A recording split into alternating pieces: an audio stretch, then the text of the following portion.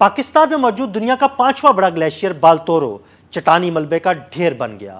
موسمیاتی تبدیلیوں نے قدرت کے اس عظیم شاہکار کے لیے خطرے کی گھنٹی بجا دی۔ موسمیاتی تبدیلیوں سے اس گلیشیئر پر کیا اثرات مرتب ہو رہے ہیں، آئیے اس بارے میں حقائق سے پردہ اٹھاتے ہیں۔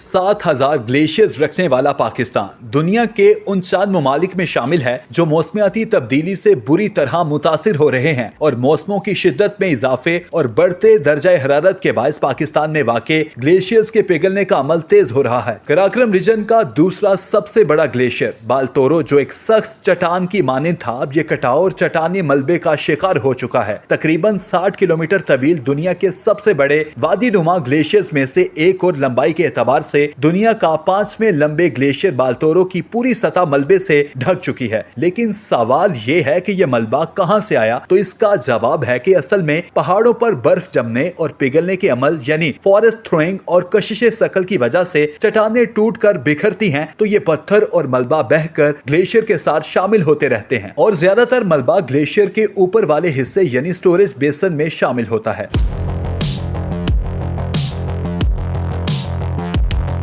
یہ وہ جگہ ہے جہاں ہر سال نئی برف پرانی برف کو ڈھانپ لیتی ہے اور اس کے ساتھ ملبہ بھی دب جاتا ہے۔ برف کی تہوں کا وزن اور ڈھلوان کی وجہ سے یہ برفانی دریا آہستہ آہستہ وادی کی طرف بہنے لگتا ہے۔ بالتورو گلیشیئر اپنے سفر میں پہاڑوں کے ٹوٹے ہوئے ٹکڑوں کو ساتھ لے کر چلتا ہے اور نیچے وادیوں میں پھیلا دیتا ہے۔ یہ گلیشیئر قدرت کا وہ شاہکار ہے جو ہمیں نہ صرف زمین کی تاریخ سناتا ہے بلکہ ماحول کی بدلتی کہانی بھی بیان کرتا ہے۔ لیکن موسمیاتی تبدیلیوں کے باعث کراکرم کا یہ بڑا گلیشیئر تیزی سے پگھلنے لگا ہے۔ موسمیاتی تبدیلیوں کے باعث بالتورو گلیشیئر پر 25 سے 30 چھوٹی بڑی جھیلیں وجود میں آ چکی ہیں جو برف کے پگھلنے کی وجہ سے بنی ہیں۔